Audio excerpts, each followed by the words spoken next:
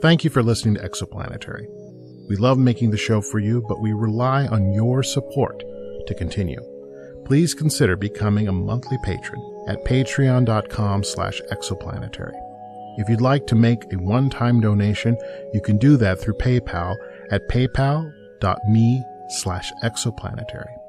You can find links and more information at our website, exoplanetarymedia.com.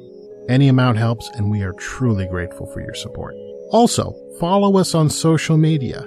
You can find us on Facebook at facebook.com/exoplanetary, Instagram at exoplanetary, and on Twitter at exoplanetarypod.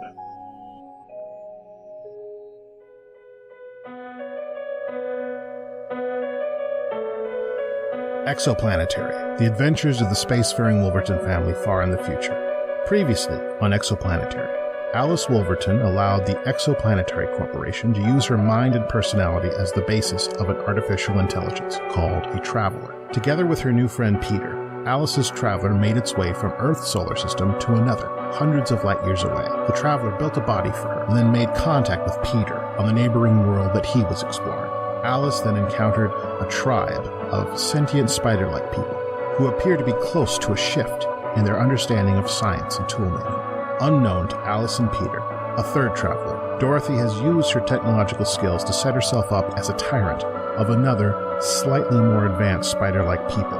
The destiny of these three worlds is explored in tonight's episode, Arrowheads.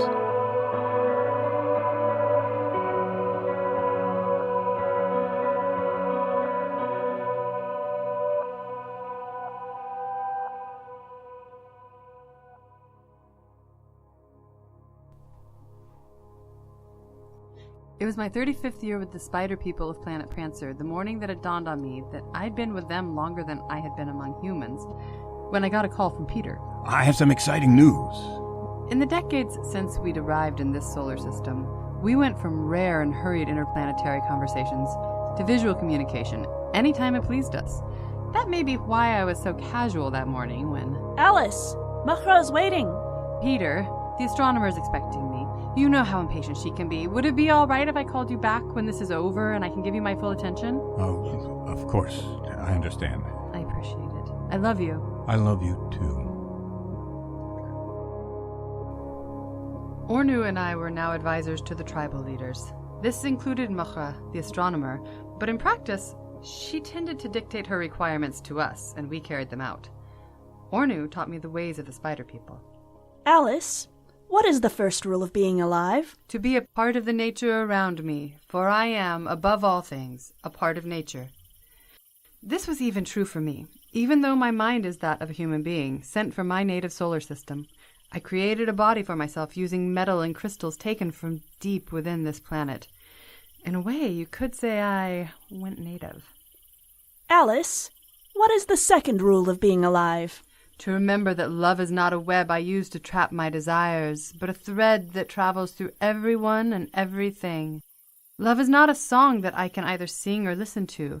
Love is the chorus of all voices. Love is the music that our souls make.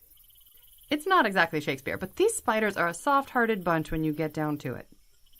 Alice, what is the third rule of being alive? We are one tribe. We are one world. My arms are for creation, never destruction. Conflict, anger, and even a few ugly words existed in the culture of the spiders, but the world remained at peace. There were other villages scattered around Planet Prancer, but they all called themselves one tribe. I asked Ornu if there'd ever been wars in their history. Let me ask you the same question. Are there wars in the history of your people? Certainly. Too many to mention. I see. And you study them, why? Why?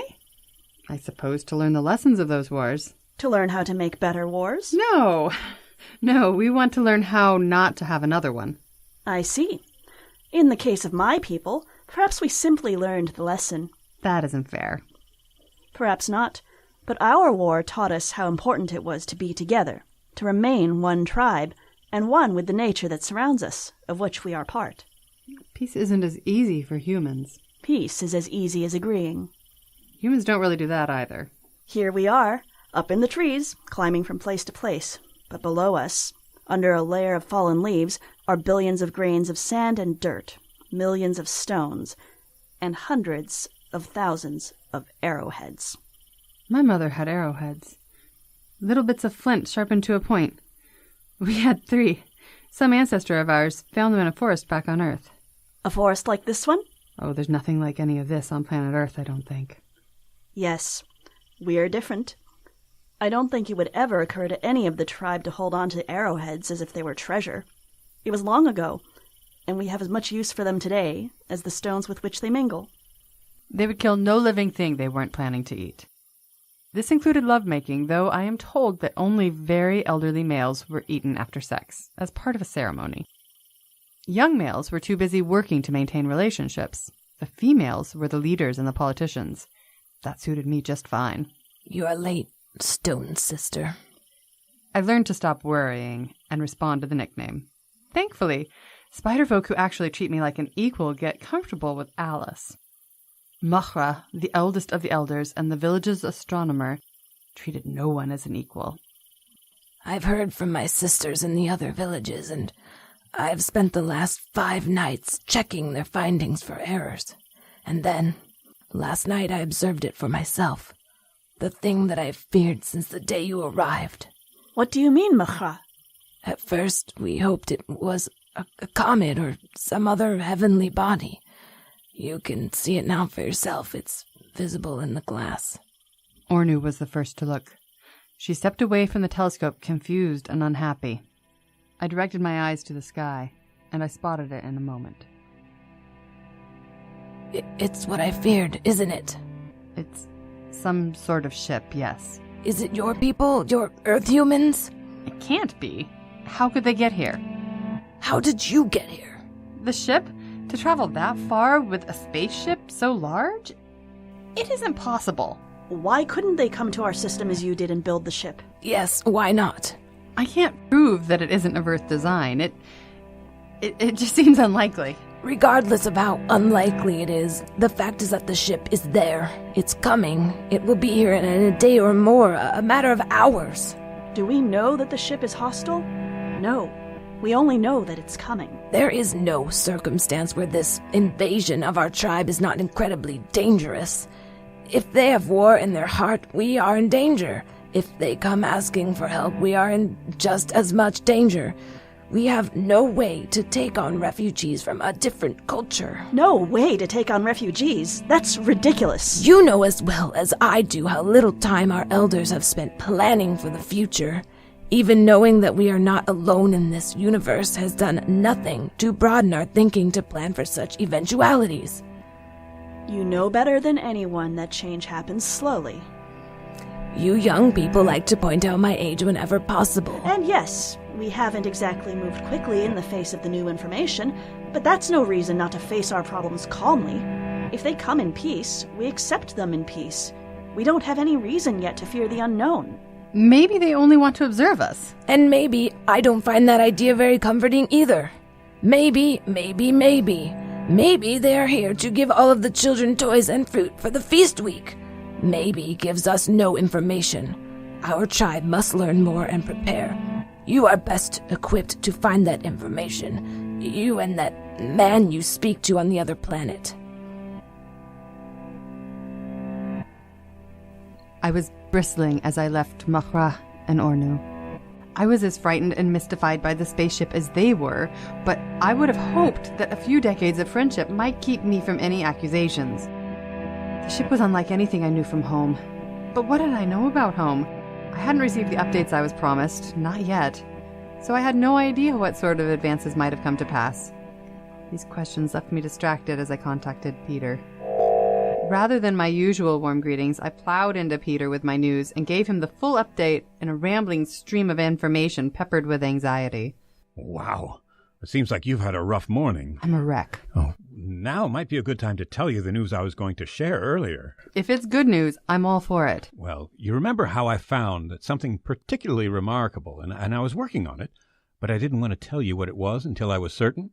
Yeah, I remember that. Well, I figured it out. It's the means for teleportation, a sort of transportation arch that can move objects from place to place. What? Now, I can't be sure, but I think it's how your spider people got from Planet Dancer to Planet Prancer. But there's one hitch. The arch doesn't seem to work well with living organics.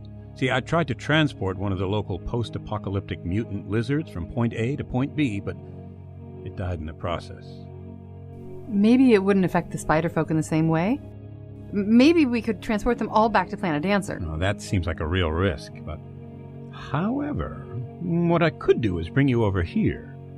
You're not organic, so it won't affect you the same way. I can't abandon the tribe. I'm not suggesting that. See, it's taken me months of careful analysis to begin to work this thing out, but...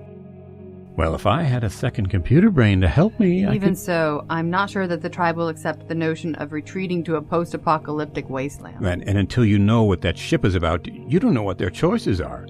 It seems that we're more likely to find solutions over here with my archaeological technical wonderland than over there with your sticks and rocks. So, you can teleport me over? Oh, I can.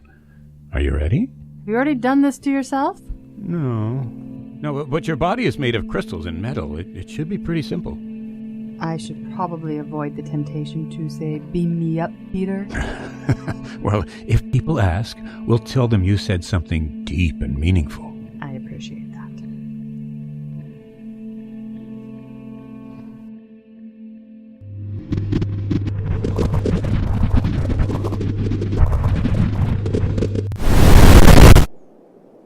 Oh man, that felt strange. I did feel it though. Did it have any side effects? It's the strangest thing. It's given me a headache. I haven't had a headache since we left home. Just my luck. What do you mean? Well, I haven't been this close to you in decades, and the moment you arrive, you tell me you have a headache. Oh, Peter. Come here, you. Oh, it's amazing. You don't feel any different. You're so soft and warm. My body is basically a slurry of crystals and a chemical solution. It's sort of like gelatin with fruit in it. Have you ever eaten that? No. My mom used to make it for the holidays. Anyway, I like it if I'm pleasantly wobbly and warm for you. Well, better than being an aluminum can like me. I like the aluminum. It's solid, but not inflexible. I was sort of worried that you'd look a bit immobile, but it's like thousands of bits of metal making up your face and working like muscles. You're like sculpture, a work of art. Well, I could say the same about you. We could spend days being in love with our sexy robot bodies. Yes. But that's not why you're here. Can't we save the world while flirting? We'll try, Alice. We'll try.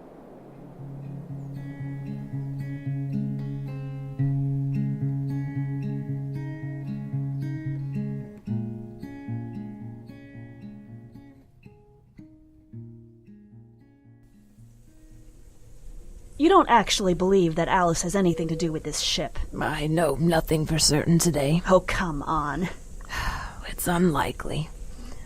When I saw the ship, I thought about the legends, about the times before we were one tribe, before we came to this jungle. You think that these are the estranged? It makes as much sense as any other explanation. Then why did you go out of your way to treat Alice so horribly? I have a feeling. I can't explain it, but I have a notion that whatever's coming is for our people to face alone without the Stone Sister and her special knowledge. How can you mean that? Alice has improved our lives incredibly. You wouldn't have even spotted the spacecraft if Alice hadn't made that telescope for you. Haven't we been too reliant on the Stone Sister, Ornu? Wouldn't it have been better if we discovered these things for ourselves? You haven't always been so ungrateful, Muhrrah. It isn't ingratitude.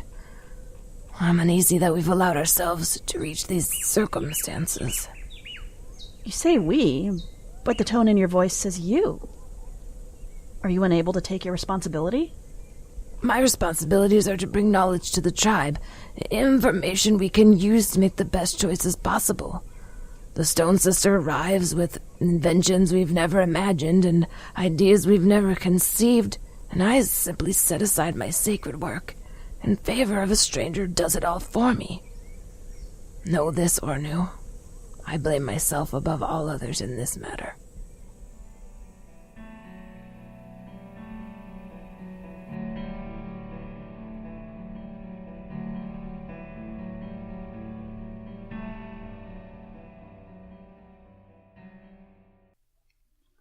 Where are you taking me, Peter? Well, I've discovered hundreds of storage areas and libraries and other collections of artifacts. But as soon as I learned about your situation, there was one cache I knew you had to see. What did you find?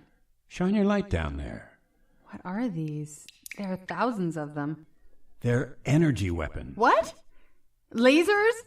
Guns? Peter, no. No. I thought you might say that. Now, Alice. they're peaceful people. I've spent over 30 years with them and haven't seen anything stronger than a few cross words. Violence is just not... I'm not talking about violence. I'm talking about giving them something to defend themselves with. Peter, you don't understand them. You're right, I don't. But I may have a better idea of what's coming at them than you do. How can you know that? There's no easy way to tell you this, but when you showed me images of the ship, I immediately started looking for ways to get more information. I tapped into their communications, and Alice, they were using a system like the one we're programmed to use. Not similar, Alice, exactly the same. Oh, crap. They are humans. No, I'm afraid it's worse than that. I have a recording of their communication. Listen. Your Highness, we aren't detecting any human life on the planet. They're like us, ma'am, only at a much earlier stage in development. They're hiding him. When you land, kill as many as it takes to locate the prisoner. Take hostages and kill one every hour until they give him up. It will be done, Your Highness. The device is our highest priority, General. Without it, we have no chance to further my plans. Bring me that human, or don't bother returning. Ma'am. That voice, that was Dorothy. When I heard it, I couldn't believe it either. Her traveler was damaged, so neither of us really considered the idea that she might be unable to communicate with us. But somehow she got to Planet Vixen and set herself up as some sort of warlord. The first female planetary warlord. That isn't exactly the greatest blow for feminism, but we'll take it. Yeah, but you heard her, though, right? She's looking for some human with the device. I did some digging through the computer files on her ship. Now, evidently, this is the man she's looking for. What? That's Calvert, my brother. The one in the middle. Oh, he was always starved for attention. No, but this is even stranger. As best I can tell from these plans, he's built some kind of time travel device. Yeah, he's always doing stuff like that. Yes, but this device. From what I'm looking at, this technology could resolve the issue the teleportation arch has in transporting living organic matter. It creates a shield around the beings it transports, protecting them from being burnt out during chronal velocity. Well, it's ingenious. Calvert's a great scientist, but he's kind of a pain in the butt, too. Yeah, but are you seeing where I'm going with this? Of course. You want to teleport me over there with a weapon so that I can help the tribe defend itself from invaders, while you break the teleportation arch into a method for evacuating the spider tribe. I love how brilliant you are. Hey, I may have a secondary computer brain helping me with the heavy lifting, but I do all right on my own. Oh, fine. No more mansplaining from me, then. Let's get you over there with these weapons. Peter, they aren't going to like this. Please, you've seen what's coming. They don't really have an option.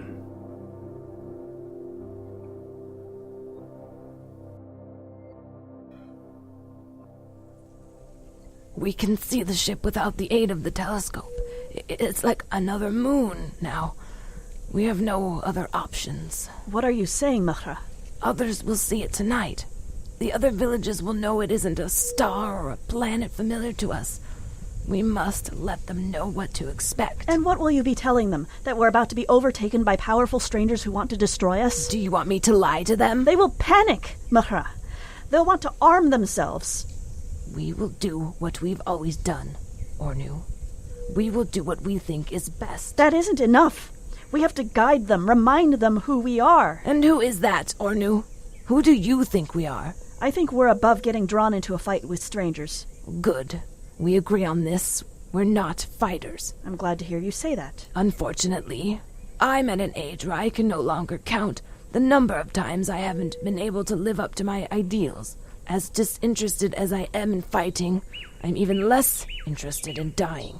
We left those ways behind long ago.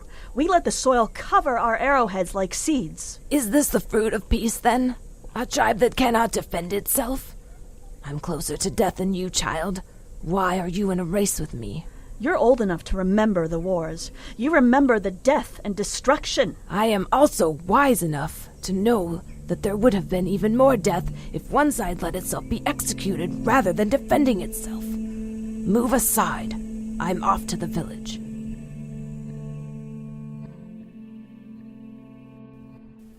So many are already gathered.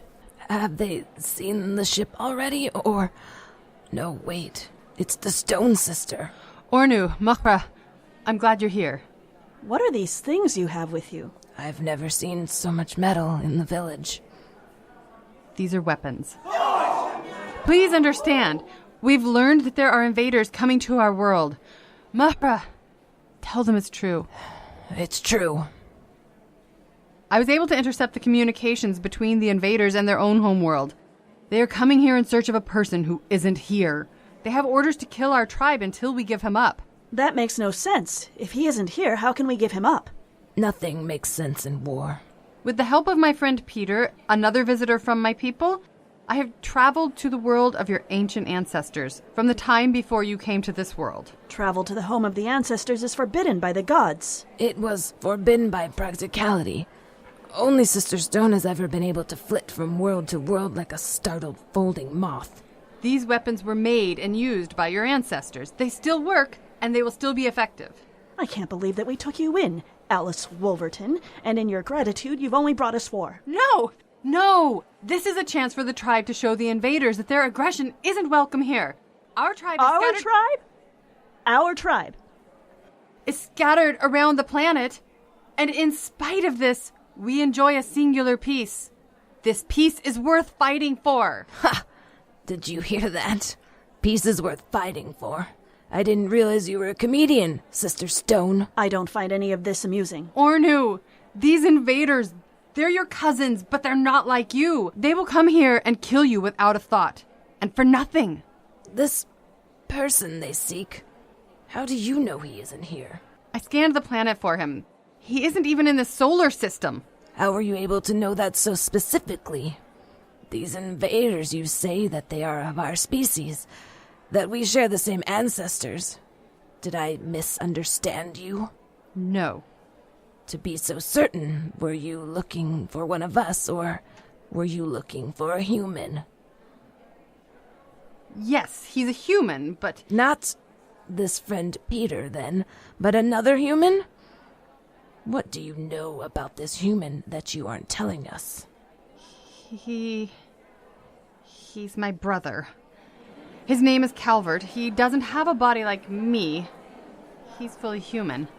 Are there any other humans we should know about? Don't make me do this, Muhrrah. We must know what we are truly facing, Sister Stone.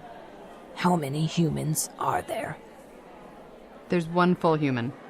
A prisoner on planet Vixen, the invaders' world. And also their empress. She's like Peter and me. She was a traveler from my people to this solar system. It's just as I feared. Muhrrah, I don't know what to feel. Feel? You should be angry, Ornu. Your friend, Sister Stone, has been withholding much from us. It really isn't like that. It isn't as you said? You and your fellow traveler bring us weapons against the laws and tradition of our tribe? Another traveler would make war against us for supposedly harboring your brother, a human that no member of the tribe has ever laid eyes upon? Am I mistaken in this assessment? Well, Alice, is she? None of this was intentional. Perhaps. Perhaps not. But this tribe stands at the brink of a war, thanks to you and the people of your worlds. No matter what we do, the blood of our tribe will wet the soil like rain, as will the blood of these cousins. But you can defend yourselves. If you think that any act of violence, even defense of our entire tribe, is a welcome state of affairs, you are mistaken. This is a dark and unexpected day for our people. My people? Our tribe has no warriors. We have armed you with the joys of music and the simple pleasure of working together for the greater good. But for reasons beyond our control, this life is over. If we ever hope to find that life again, we must defend ourselves. No, Muhrrah, we can't do this. These aren't our ways. How long will these weapons fire their energy? An hour or more continuously. They recharge themselves, though. Ornu, don't mistake my pragmatism for the song of a happy warrior. I am, as ever, acting in service to the tribe. Those who will take arms shall do so on behalf of those who will not, or cannot. If you cannot, I give you, Ornu, the task of deciding the fate of this corruption. Why me? This is how it was in the old days, before we were one tribe. There were the soldiers who fought, the citizens who looked after the soldiers, and the elders who kept justice and politics alive. It was an inefficient system, but you are an elder of the tribe because of your wisdom and dedication to peace. How should we deal then with this individual who has so completely corrupted our tribe? Ornu, you need me to stay and help. Perhaps I could speak to the woman controlling the invaders. She was a friend of mine once. Maybe I could... You can travel to and from the planet of our ancestors? Yes. I might even be able to evacuate you all. The planet of our ancestors is a ruin. Our legends tell us this. Peter, he told you the same thing. You've been there, so you know it is true. Why would we leave our jungle, our home, for this hellish wasteland our ancestors left behind? You'd be safe. They traveled to this world. Why couldn't they travel to that one? Is there anywhere we can be free of war thanks to your people? Don't hide your eyes, Sister Stone. Face the world that you've helped create. There is no choice. We will stay here. I will not fight, but I will not flee. You, Alice Wolverton, Sister Stone. I see no alternative but to banish you from our world, forever. Go to the world of our ancestors, or your ancestors, or the farthest star. You can go to the 13 hells for all I care. You can't mean this, Ornu. I can help. I want to stay and Do help. you see any sympathetic faces here, Sister Stone? Go. Go now, and let us prepare for the end of our way of life.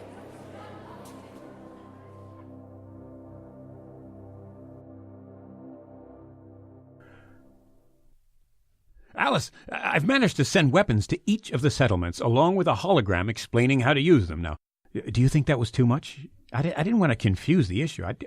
Hey, Alice, what's the matter?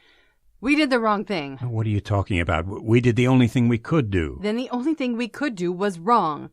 Peter, we never should have come to this place. Alice. Oh, Alice, I'm sorry. I thought it could work. But I see it now. We've ruined the most beautiful society I've ever known. Maybe that anyone's ever known. And for what? A job? To find a way to make Exoplanetary some more money? No, look, it wasn't your fault. If you hadn't taken the job, it would have been somebody else. Maybe they wouldn't have messed it up this badly. Stop it, please. Just because you're more than human, it doesn't make you perfect. And this situation is so much bigger than either one of us. You won't convince me. Alice, I love you. I love you completely, as you are, with every imperfection. Whatever you think we should do next, I'm with you. I love you too, Peter. What should we do next? We caused this war. Now we have to end it.